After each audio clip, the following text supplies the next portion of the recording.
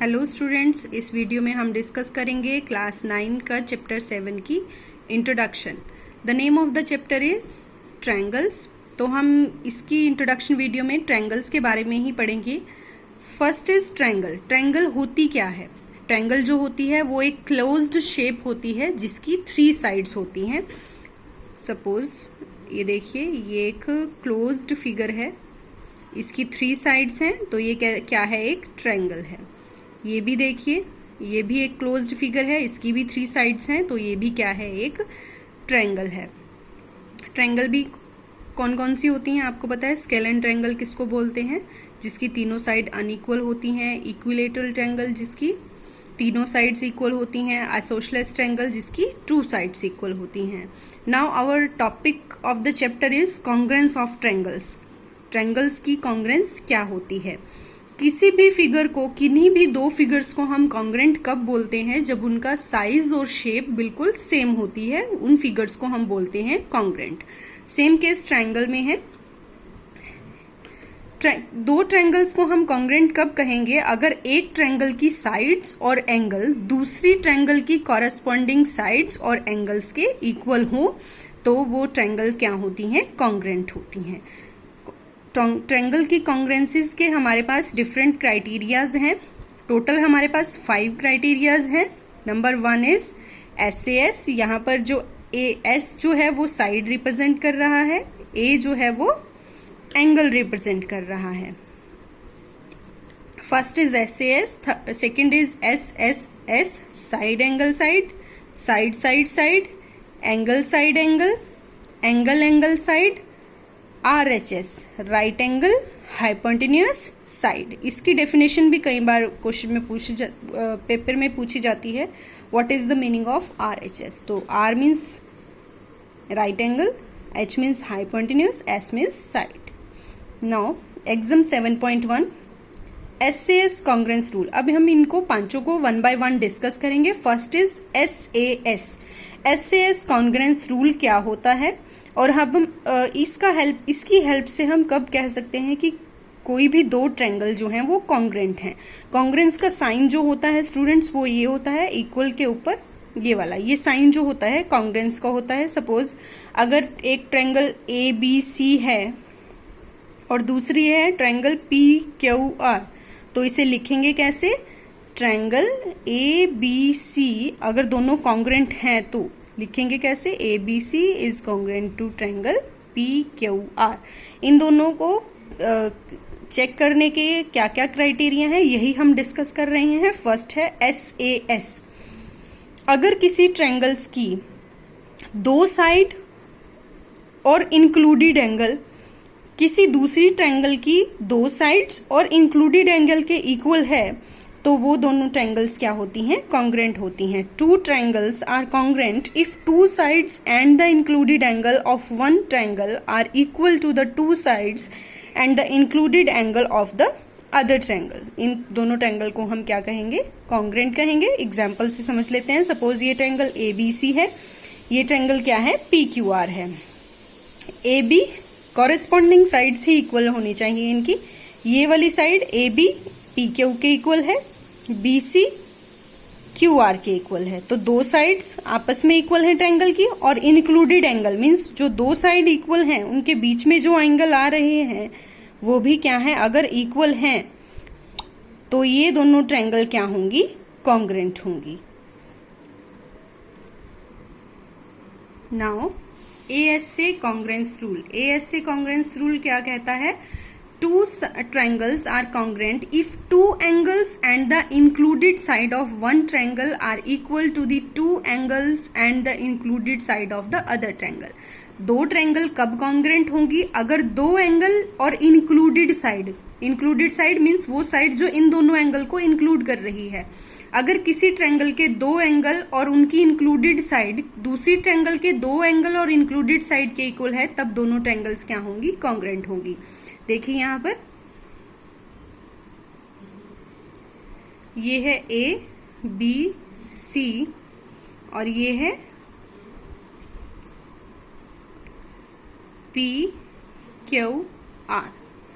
Suppose angle B is equals to angle Q angle C is equals to angle R, और included side B C is equals to Q R. देखिए ये वाला angle इस angle के equal है, ये वाला एंगल इस एंगल के इक्वल है, और ये दोनों साइड्स इक्वल हैं। उसने यही कहा है ना, अगर एक ट्रायंगल के दो एंगल और उनकी इंक्लूडेड साइड दूसरी ट्रायंगल के दो एंगल और उसकी इंक्लूडेड साइड के इक्वल हैं, तो ये दोनों ट्रायंगल्स क्या होंगी, कॉन्ग्रेंट होंगी। हमारी कंडीशन सेटिस्फाई हो रही है। Therefore triangle A B C is congruent to triangle P Q R. कौन से क्राइटेरिया से हुआ है ये, दो एंगल हैं और एक साइड है, तो कौन सा लगेगा, बाय ए एस ए। आपने पढ़ा है ना, A S A, angle side angle congruence rule. ये सभी कॉन्ग्रेंस रूल आपके क्वेश्चन में यूज होंगे। आपको क्वेश्चन देखना होगा और चेक करना होगा कि कौन सा रूल हम अप्लाई कर सकते हैं, कौन सा रूल यहाँ पर लग रहा है। और जब आप कॉन्ग्रेंस प्रूव करेंगे तो साथ में मेंशन भी करेंगे कि कौन से रूल से हमने कॉन्ग्रेंट प्रूव करी हैं triangles. Now third is S S S congruence rule. S S S means side side side congruence rule. अगर किसी ट्रायंगल की तीनों साइड किसी दूसरी ट्रायंगल की तीनों साइड से इक्वल हैं, तो दोनों जो ट्रायंगल्स होंगी वो क्या होंगी, कॉन्ग्रेंट होंगी। बिल्कुल सिंपल है। किसी ट्रायंगल की तीनों साइड किसी दूसरी ट्रायंगल की तीनों साइड्स के इक्वल होंगी, तब क्या होगा, ये कॉन्ग्रेंट होंगी। और कौन से रूल से होंगी, एस एस एस से। ए बी किसके इक्वल होगी, कॉरेस्पॉन्डिंग ही देखनी है स्टूडेंट्स आपने। ए बी किसके इक्वल होगी, पी क्यू के। ए सी किसके इक्वल होगी, पी आर के। और बी सी किसके इक्वल होगी, क्यू आर के। अगर ऐसा है, तीनों साइड तीनों कॉरेस्पॉन्डिंग साइड इस ट्रायंगल की और इस ट्रायंगल की इक्वल हैं, तो ट्रायंगल क्या होंगी, triangle A B C is congruent to triangle P Q R. Reason देना है आपने बाय एस एस रूल या फिर by S S S congruence rule, पूरा लिखना है आपने। Now A S congruence rule. A S means angle angle side congruence rule. ये क्या कहता है, if any two pair of angles, कोई भी दो पेयर ऑफ एंगल्स हों, and one pair of corresponding sides are equal, then the two triangles are congruent. वो कह रहे हैं कि कोई भी दो पेयर हो एंगल के और एक कॉरेस्पॉन्डिंग साइड हो, इक्वल हो, तो ट्रायंगल्स क्या होती हैं, कॉन्ग्रेंट होती हैं। ये देखिए स्टूडेंट्स, ए बी सी, इसको मैंने नेम दिया है पी क्यू आर। वो कह रहे हैं कि कोई भी दो एंगल इक्वल हों, एंगल ए मैंने ले लिया एंगल पी के, एंगल बी ले लिया एंगल क्यू के, और ए सी ले ली है मैंने पी आर की। तो वो कह रहे हैं कि कोई भी दो एंगल इक्वल हों, ये वाला एंगल मैंने लिया है इसके और ये वाला एंगल मैंने लिया है इसके इक्वल। कोई भी दो एंगल लिया है और कोई भी एक साइड इक्वल हो, कॉरेस्पॉन्डिंग हो लेकिन, तो वो दोनों ट्रायंगल्स क्या होती हैं, कॉन्ग्रेंट होती हैं। ये कौन सा रूल होगा, A S rule. Therefore triangle, हमारी भी कंडीशन सेटिस्फाई हो रही है। Triangle A B C congruent हो गए किसके, ट्रायंगल पी क्यू आर के बाय ए एस। अब स्टूडेंट्स आपने दो एंगल और एक साइड वाला एक पहले भी किया है, वो कौन सा था, ए एस ए।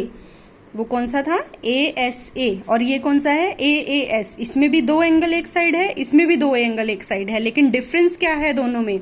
इसमें ये था कि दोनों एंगल और उनकी इंक्लूडेड साइड अगर इक्वल है, दोनों एंगल और उनकी इंक्लूडेड साइड इक्वल है, मीन्स जो दोनों एंगल इक्वल हैं उन दोनों को जो साइड ले रही है, जिस साइड पे वो दोनों एंगल बन रहे हैं, अगर वो किसी दूसरी ट्रायंगल के दोनों एंगल और इंक्लूडेड साइड के इक्वल है, तब हम लिखेंगे ए एस से। अगर कोई भी दो पेयर इक्वल हैं और कोई भी एक कॉरेस्पॉन्डिंग साइड इक्वल है, तब हम लगाएंगे ए एस। तो स्टूडेंट्स कंफ्यूज नहीं होना है, अच्छे से देखना है आपने क्वेश्चन की, क्वेश्चन में कौन से दो एंगल दिए हैं और कौन सी साइड हमें गिवन है। Next and last congruence rule is RHS congruence rule. RHS की मैंने आपको फुल फॉर्म बताई थी, राइट एंगल हाइपोटेन्यूस साइड।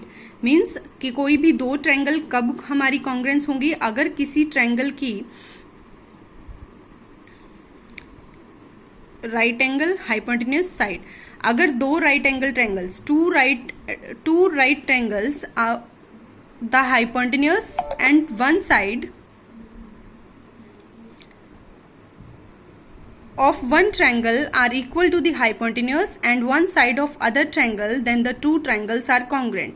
अगर दो ट्रायंगल्स की हाइपोटेन्यूज और ट्रायंगल की एक साइड इक्वल हो, किसके, हाइपोटेन्यूज और one side of other triangle, वो कह रहे हैं कि अगर दो राइट एंगल ट्रायंगल कब हमारी क्या होंगी, कॉन्ग्रेंट होंगी, अगर दोनों राइट एंगल ट्रायंगल के hypotenuse,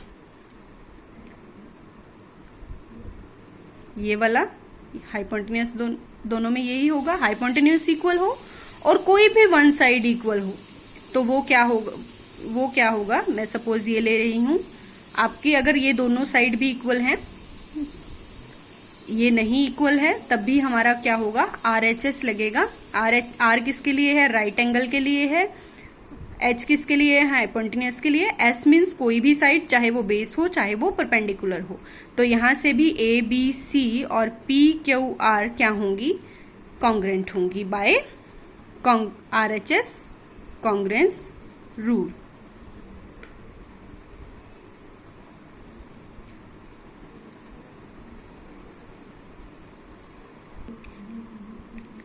Students, our next term is CPCT. What is the full form of CPCT? Corresponding parts of congruent triangles. Congruent triangles के कॉन्ग्रेंट पार्ट्स, ये है इसकी फुल फॉर्म। और अगर टू ट्रायंगल्स हमारी कॉन्ग्रेंट होती हैं तो उनके कॉरेस्पॉन्डिंग पार्ट्स भी इक्वल होते हैं। सपोज ट्रायंगल ABC है हमारी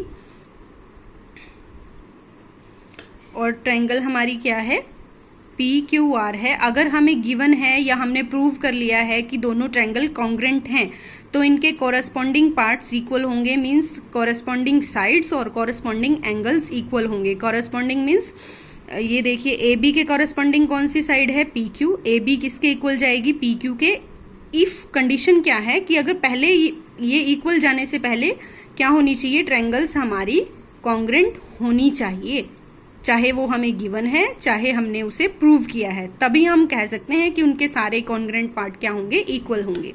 कॉन्ग्रेंट पार्ट्स में क्या क्या आएंगे, कॉरेस्पॉन्डिंग पार्ट्स में क्या आएंगे, कॉरेस्पॉन्डिंग साइड्स और कॉरेस्पॉन्डिंग एंगल्स। तो AB किसके इक्वल जाएगी, PQ के। AC के कॉरेस्पॉन्डिंग क्या है, PR। AC किसके इक्वल जाएगी, PR के। और BC के कॉरेस्पॉन्डिंग क्या है, QR। तो BC किसके इक्वल जाएगी, QR के। और एंगल A के कॉरेस्पॉन्डिंग कौन सा एंगल है, एंगल P। एंगल A किसके जाएगा इक्वल, एंगल P के। एंगल B के कॉरेस्पॉन्डिंग कौन सा है, एंगल Q। तो एंगल B किसके इक्वल जाएगा, एंगल Q के। एंगल C के कॉरेस्पॉन्डिंग क्या है, एंगल R। तो स्टूडेंट्स, अगर हमारी ABC और PQR कोई भी दो ट्रायंगल हमारी कॉन्ग्रेंट हैं तो उनके कॉरेस्पॉन्डिंग पार्ट्स भी इक्वल होते हैं, और इसे हम क्या लिखते हैं शॉर्ट फॉर्म में, CPCT, corresponding parts of congruent triangles. Now theorem 7.2 theorem क्या कहती है, angle opposite to the equal sides of an isosceles triangle are equal. वो कह रहे हैं कि अगर कोई आइसोसेलेस ट्रायंगल है हमारी, तो जो उसकी इक्वल साइड हैं, इक्वल साइड के जो अपोजिट एंगल बनते हैं वो कैसे होते हैं, इक्वल होते हैं। सपोज ये ट्रायंगल है मेरी ABC और ये कैसी है,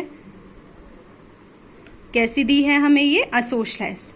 आइसोसेलेस की क्या होती है, आइसोसेलेस ट्रायंगल जिसकी दो साइड इक्वल हो। तो मैंने ली है कि AB जो है वो AC के इक्वल है। थ्योरम क्या कहती है कि आइसोसेलेस ट्रायंगल की जो इक्वल साइड है उनके जो अपोजिट एंगल बनते हैं वो इक्वल बनते हैं। तो AC के अपोजिट कौन सा एंगल बनता है, B, और AB के अपोजिट कौन सा एंगल बनता है, C। थ्योरम के according if AB is equal to AC in triangle ABC, then क्या होगा, angle B is equals to angle C। ये कहती है हमारी थ्योरम 7.2। ये थ्योरम आपने लर्न रखनी है, ये हमारी यूज होगी आगे क्वेश्चंस में। Now theorem 7.3, the sides opposite to the equal angles of a triangle are equal. ये थ्योरम जो है ये इसकी कन्वर्स है। वो कह रहे हैं कि एक ट्रायंगल है हमारी,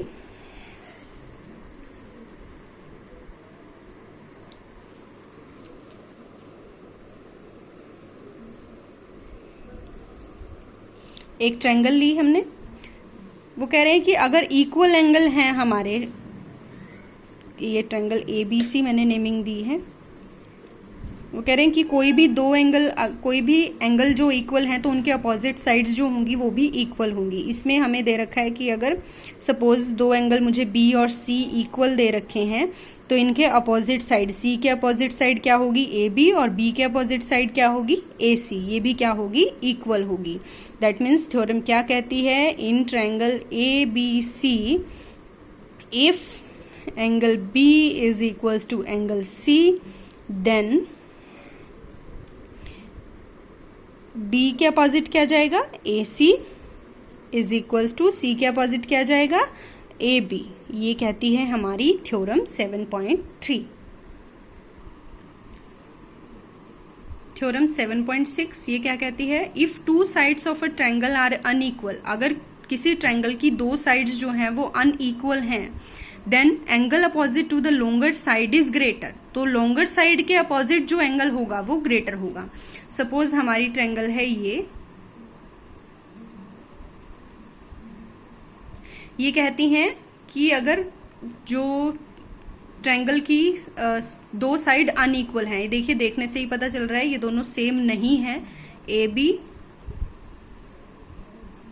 और AC सेम नहीं है। वो कह रहे हैं कि दो साइड ले लो जो अनइक्वल हैं, तो जो लार्जर साइड होगी लॉन्गर साइड, अब देखने में कौन सी लॉन्गर लग रही है, AC लॉन्गर लग रही है, तो AC के अपोजिट जो एंगल होगा वो क्या होगा ग्रेटर होगा। ये एंगल क्या होगा इस एंगल से बड़ा होगा। ये कहती है हमारी theorem 7.6। Now theorem 7.7, in any triangle the side opposite to the greater angle is longer. ये थ्योरम जो है इसकी कन्वर्स है। ये क्या कहती है कि किसी भी ट्रायंगल में अगर साइड जो the side opposite to the greater angle, जो ग्रेटर एंगल है उसके अपोजिट जो साइड बनेगी वो क्या होगी लॉन्गर होगी। ये सेम है बिल्कुल, इसका कन्वर्स है। Now theorem 7.8। 7.8 थ्योरम क्या कहती है, the sum of any two sides of a triangle is greater than the third side. किन्हीं भी दो साइड का सम अगर हम करें ट्रायंगल में तो वो क्या होता है थर्ड साइड से ग्रेटर ही होता है। ये कहती है हमारी थ्योरम 7.8। आप इसे कोई भी एक एग्जाम्पल लेकर कर सकते हैं, इजीली सॉल्व कर सकते हैं इसको। सो स्टूडेंट्स, ये था हमारा introduction part of chapter 7। In theorems को आपने अच्छे से समझना है और लर्न भी रखना है। आपने सारे कॉन्ग्रुएंस रूल आपको पता होना चाहिए, सारे कि हमें कौन सा रूल कहाँ पर यूज करना है। Thank you students.